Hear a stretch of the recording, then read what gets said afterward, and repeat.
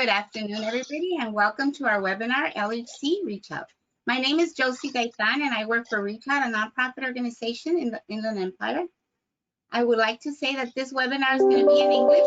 If you need translation, you can dial the number that came out in your invitation. Si necesitan traducción, por favor, llamen al teléfono que está en su invitación. Today, we will be talking about the positive impact horse riding therapy can have on individuals with special needs. Learn more about the new practices and services provided by Queen of Hearts, a nonprofit organization in Jurupa Valley. Also learn about pet care and disaster preparedness from one of our Listos outreach specialists. Joining us today is Robin, MD-ED, founder and executive director of Queen of Hearts, Therapeutic Riding Center, Yarely Ortiz, Listos outreach specialist at Reach Out. Yarely, I just wanted to tell everybody, if you guys have any questions within our speakers talking, you guys can write it at the chat, and then we will answer all the questions. Both of our speakers will be joining us at the end of both presentations, and then they will answer any questions that you have. So Yarely, I give you the floor. Welcome to our webinar. Thank you, Josie. Thank you for having me. I'm going to share my screen really quickly. Can you guys see my PowerPoint? Mm-hmm. Yes. Okay, perfect. So I've been on this webinar a couple of times already. But if you don't know me, my name is Yarely, and I work for the Listos California campaign. And I just want to talk to you guys really quickly about emergency preparedness. I don't know, depending on where you live, you probably have experienced wind this week and power going out, trees falling down. So it's always important to be prepared because we never know what could happen. And really quickly, right here are the 5 simple steps that you can do to be prepared and to have have a safe environment for your family. So the first thing you can do is get official alerts in case anything happens in your area. You are aware of them.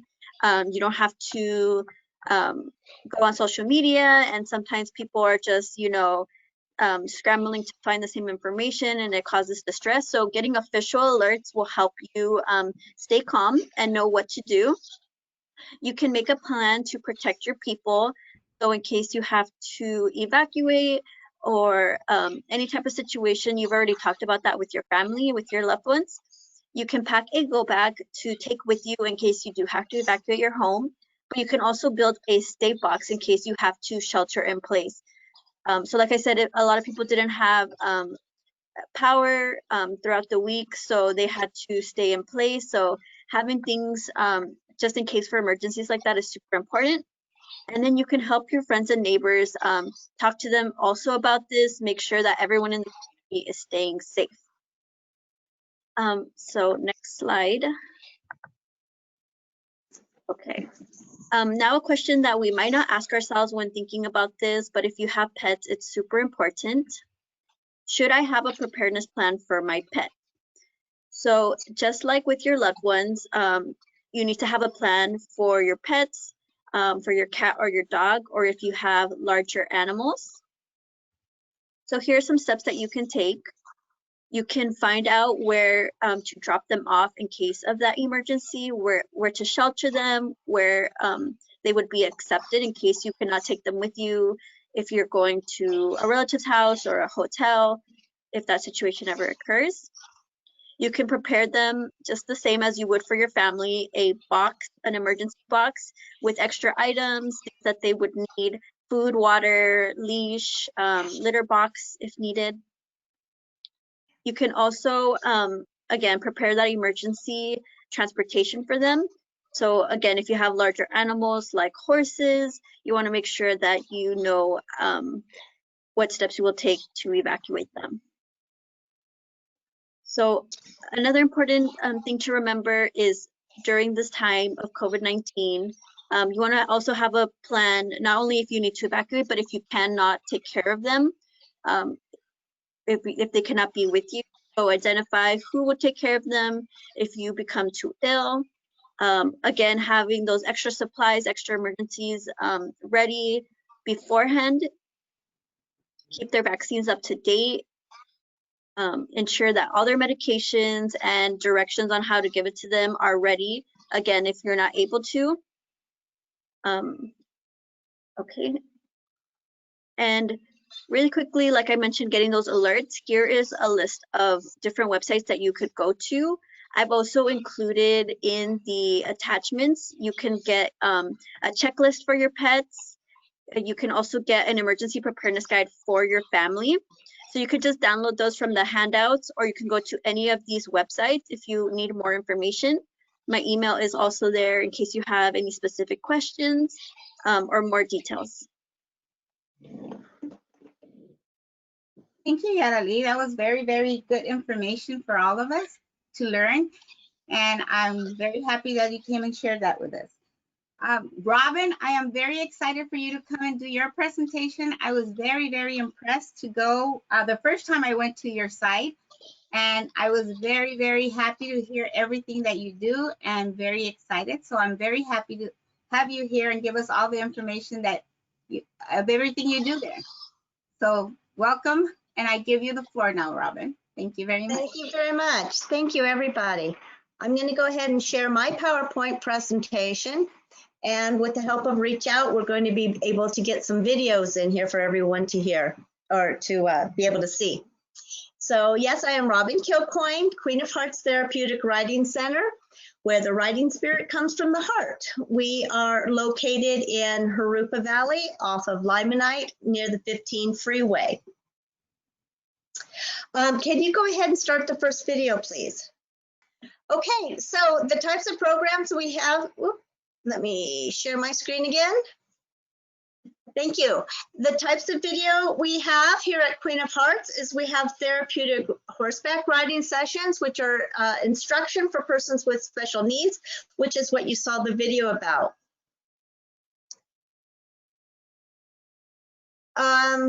Also, we have a program that's called the Heart Program, which is also a leadership development program.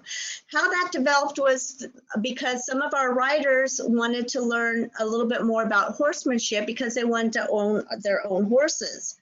So we started the Heart Program where it's helping the equine and rider team.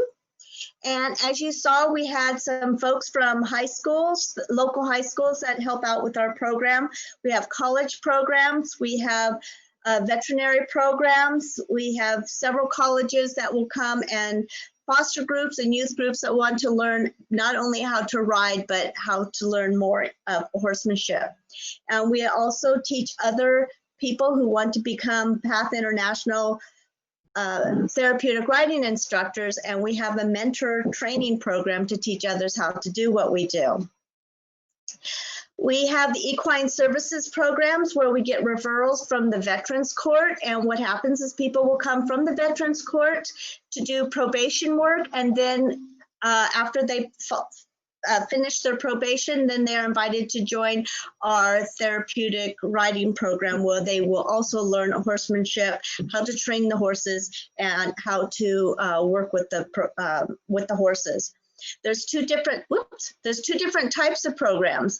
We have equine assisted learning and psychotherapy when we work with them. So we have the horseback riding as well as mental health programs.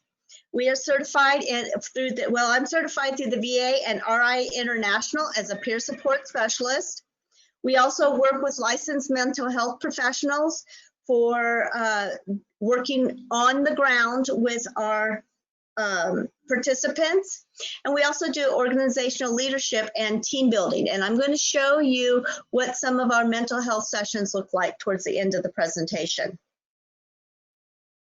So what is equine assisted activities and therapies? Well, you saw one of them, but here at Queen of Hearts, what we have is we have the foundation is at Queen of Hearts Ranch, which is our small property over here in Jurupa Valley. And the programs that we primarily focus on are PATH International, our affiliate organizations, and EGALA and Horseboy. So what therapeutic riding does through PATH is that it works with physical health, therapeutic riding, veteran services. It works just about everything that you can think of for therapeutic horsemanship. Through EGALA, it's all on the ground, and we primarily work with emotional healing, mental health, behavioral health, and veteran services. We do not teach horsemanship. We don't teach you about horses because you are learning about yourself and how to work through whatever issues you might be having. And then the Horseboy method helps people with, it was primarily designed around autism, but we have found that it also helps people with post-traumatic stress and neurological disorders. So all that wrapped up into a nice fine package called Equine Assisted Activities and Therapies. So what is therapeutic riding? Well, there's often people are confused as to what's therapeutic riding and what is hippotherapy. Hippotherapy is a technique used by licensed physical therapists, occupational therapists, or speech and language therapists, and they have a medical goal. Therapeutic riding is, we are not therapists, we are certified therapeutic riding instructors, where we incorporate a lot of the therapy techniques, teaching people how to ride the horses. And we start with pre-riding skills if that's necessary, as we break down the skills to help the clients with their balance, their strength, and their coordination. And our program is designed for everything we do has a purpose. So it's not just a pony ride. Even if it's just a little person on the horse, we might be working with their balance, coordination, processing, thinking ahead of what's going on, planning, reading, colors, numbers. We work all kinds of different games. So people don't even realize they're in therapy. And some of the parents actually say, don't call it therapy, just it's their riding lesson. So how does therapeutic riding work? Well, it works through the nervous system. So it starts off with your sensory neurons, with your sight, smell, taste, touch, sound, the vestibular sense. And it takes the stimulus into the spinal cord to the brain. So information from the stimulus is processed and organized through special areas in the brain and put into perspective as it relates to previous experiences. So as they're working with the horse, they're working their the brain then responds to the information that it's receiving and to some sort of form of movement. And this is what helps trigger the proprioception, this vestibular system, and helps people learn and grow. By creating oxytocin, which is the feel-good hormone, sitting on the horse helps develop the oxytocin and help reach that. So it helps people relax. And if you're able to relax, you're able to learn and grow. So now if you can please start the final video, please, the mental health video. This is a sample of what equine assisted learning and psychotherapy is like. Okay, give me a moment to set that up. So while he's setting that up, I'll set up the what you're going to be seeing. This is a reporter who is going to this ranch, and they do very similar of what we do. This is oftentimes used with either me as the peer support specialist in mental health and learning, or with the psychotherapist, or both. What you're going to see is a Are you talking to me? Mine was worse, so I had to clean up the whole Are you backyard. talking to me? No. Oh, okay. So what you're going to see is the reporter is at this ranch, and you'll remember something about people that are in entertainment. I'll discuss a little bit about what happens, but listen to what his response is, and you can think about kind of how people in the entertainment industry are perceived, or what they could think, how they perceive the world. So go ahead and please start the video.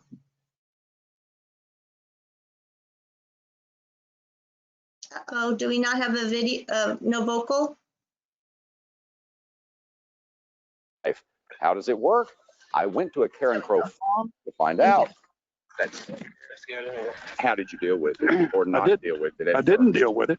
When Bill Langford returned from service in Vietnam 39 years ago, he suffered from post-traumatic stress syndrome, PTSD. When going to the VA determined I had the markers for post-traumatic stress disorder and asked me if I wanted to see a counselor. And I think the answer I gave is symptomatic of most people with a trauma issue. No, I don't need to see anybody. After 30 years as an oil and gas chemical engineer, his passion is now his Karen Crow horse farm, where horses and one donkey serve as 1,500-pound therapists. So if we can learn to do that with horses, then we can apply those same principles to life. It's called equine-assisted psychotherapy. It's been used to treat autism, behavioral problems, kids with boundary issues. Now the method shows promise, treating veterans suffering from post-traumatic stress disorder. I'm going to let you experience it. But why horses?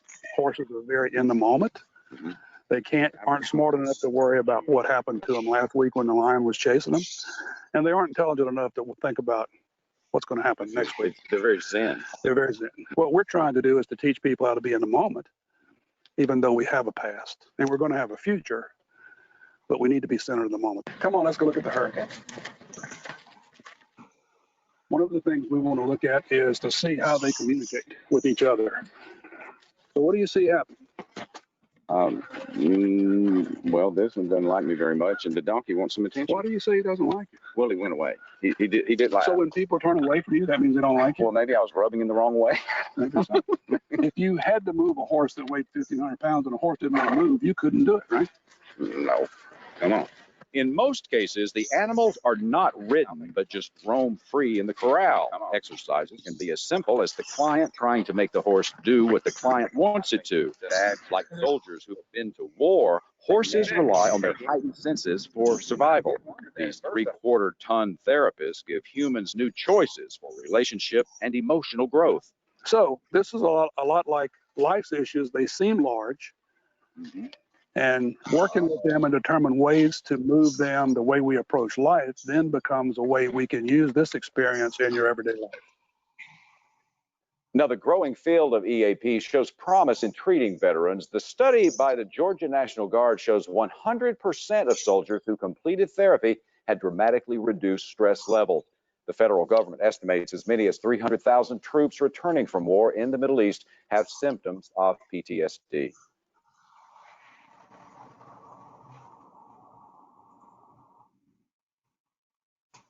Okay, do I have the screen back?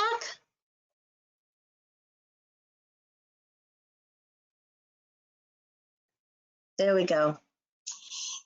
So as you saw, that video in particular was about, it was talking about veterans and post-traumatic stress.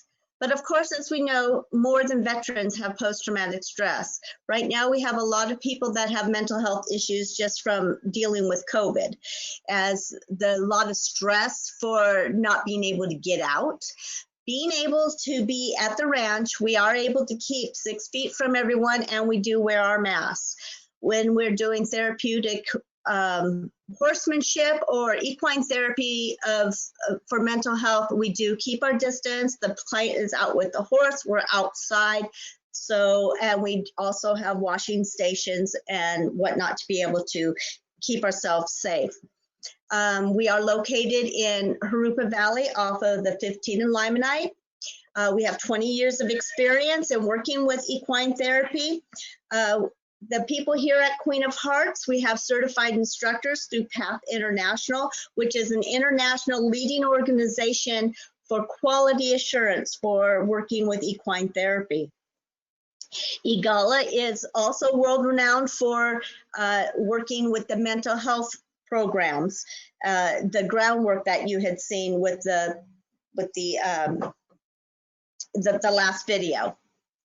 We're also certified through the Veterans Administration and through a program called RI International, which is the certification programs that the VA uses for peer support specialists, as they're working with so many people that have issues that they need to go through, that they don't necessarily want to see a licensed mental health therapists because people don't like the stigma of having to see mental health. So being able to come here, it helps them relieve that stigma. Also, some of the things that make us special over here at Queen of Hearts is we have a wheelchair to horse lift. As you saw in the first video, the young man being able to, it was one thing when he was 6 years old and I could pick him up and just pop him on a pony. Can't do that anymore. He's very tall and way too much for me to be able to pick up.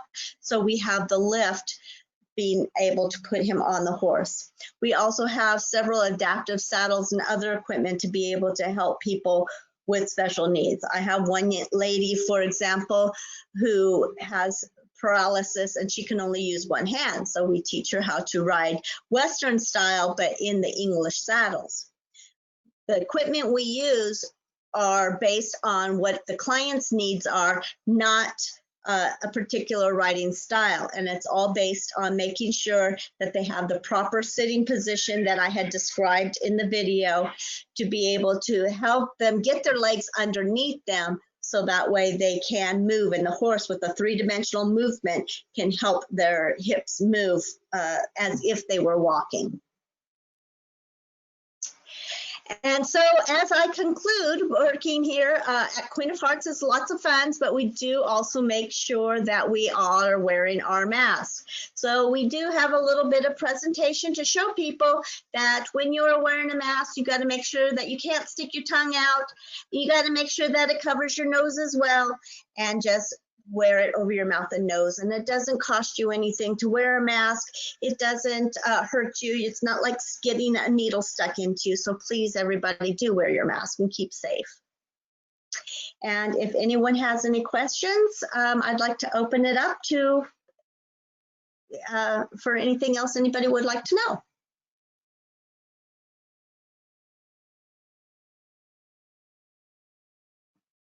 Josie, you're muted.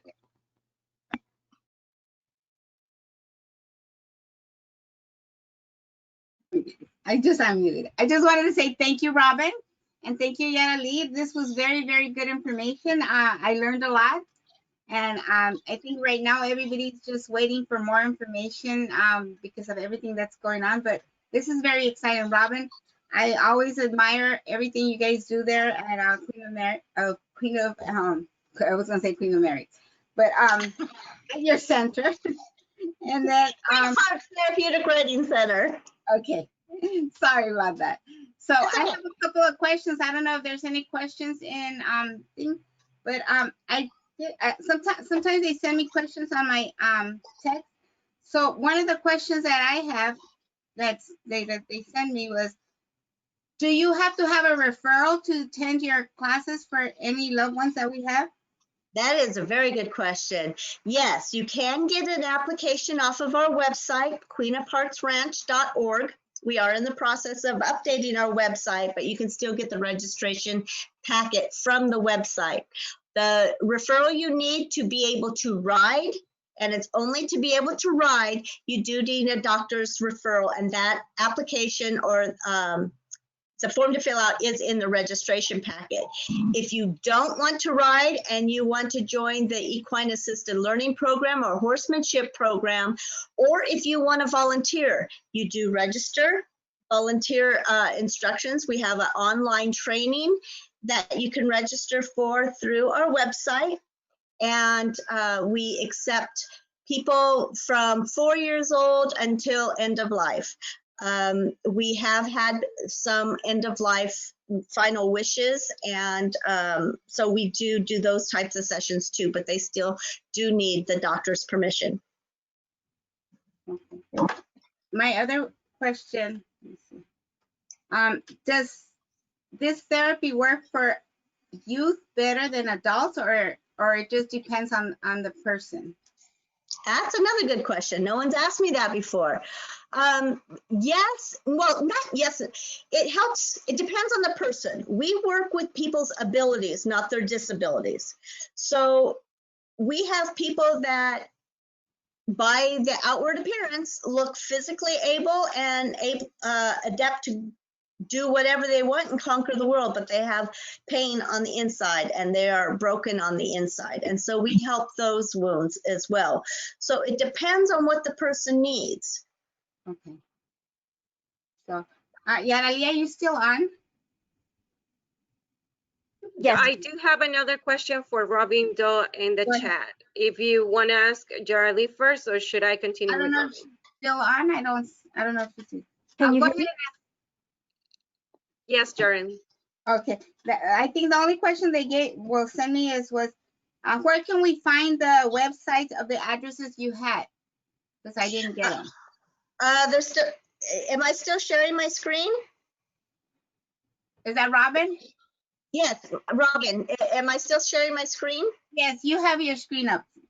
Okay, that's our, oh, it says queenofheartsranch.com. I forgot to change it. It's queenofheartsranch.org. And those are my phone numbers. Thank you. So our website is queenofheartsranch.org, but our email is rkilcoyne@queenofheartsranch.com. We're having IT issues. I'm trying to get that switched over to be the same. But so that's my contact information, and queenofheartsranch.org is our website. Thank you, Robin. Myra, you want to ask her the question? Because I have two more questions, but go ahead. Yes, and I have two, one in here and one on my phone too. So the one that is in the chat, it says, Robin, is there any cost to the participants? There is. We do work off of grants. However, we do need to charge $50 per session, so it comes out to it's $400. We start with 8-week sessions, and which comes to $50 a session. Sessions are 45 minutes long. We start at the top of the hour and end a quarter till, so we can switch out horses and whatnot. Thank you. Okay, and the question that I have on my phone is, if someone, because of due to COVID, feels stress, can they go to your ranch and try to have like an appointment or something? We do, everything has to be by appointment because we have some confidential sessions, especially our mental health sessions, that we cannot have interrupted due to HIPAA laws and whatnot. So all you do is call me and we can talk about what you need and we'll set you up with whatever you need. Okay, thank you very much, Robin. I see something in the chat, but go ahead, Josie. I just have, do you take, does insurance pay for this sessions, or if it's a doctor referral? Unfortunately, no, because we are not licensed therapists. Now, as far as the mental health program works, that's different. We do work through the Riverside University Health System. Can't remember what they changed their names to, but basically Riverside County Department of Mental Health. We do work through that. So if you are seeing your therapist through that program, they can send referrals. Those referrals are through what's called the PAIR program, Pets Assisting in Recovery. And we do see that the county will pay for. Okay. We also see, we also do group homes. For example, we have a foster group home that will bring their folks here from as far as Banning, out here in Jurupa Valley. We see people out from Apple Valley. Some people are referred by the courts, and if they're court referrals, then sometimes the courts will pay for it. There's different avenues for funding. We try to get as many grants as we can, but especially with COVID, that has not been quite as easy. I have another one. If we have a loved one, how do we know this therapy is going to help? Do you have like a questionnaire before we start the sessions, or everything works for different loved ones? The way I would best answer that is call me so we can discuss what the situation is. And not everybody, it doesn't work for everybody. I mean, this isn't like a magic wand. It does help a lot of people. Some people, that's why you have to have your doctor's permission, because some people it's just not suitable for. So for example, if you have an indwelling catheter or you have rods in your spine, there's some things that it's just not good for the person. It works very well with people with autism. They have just a great connection with the horse, but some people are so afraid, so they don't even want to be on the horse. And it's something the family wants the person to be involved with, but the person, the client itself, doesn't want to be, and they're definitely afraid of being around the horse. Well, we're not going to force anybody. However, we have had people that it's taken them a while to get the confidence up to be on the horse. And then once they're on the horse, they love it and they don't want to get off. Okay. So thank you. So I have one more question, Robin. I have a question that says, how do I get in the program if I'm a veteran? Oh, that's a very good question. Please call. And we are having funding through Wounded Warrior Project currently, because we are a premier accredited center through PATH International. We are the only center that I know of within 50-mile radius that is getting funding through that program. So please do call if you're a veteran, especially if you are post 9/11 veteran. We do not refuse veterans just because they're not 9/11, because we do have other funding options. Those seem to be the easiest funding to get. I mean, it's not easy to get, no grant is guaranteed, but thankfully our society has really taken hold and holding our veterans tight, trying to comfort them from when they're coming home. So yes, please do call me as any veteran, please call. We have Veteran Fridays is what we call it. And so people will come over, it's between 9 and 11 on Fridays. And sometimes veterans will just pop in or bring a friend to show them what it's about. And we'd be more than happy to show you what we're doing. Thank you, Robin. My pleasure. To answer Yarely's question, it'll be in our website. We'll have something at our reach out website, and you can get the addresses from there. If not, you can call me and or email me, and we'll get you the answers or the website's addresses. And you can always email me with questions, be more than happy. And again,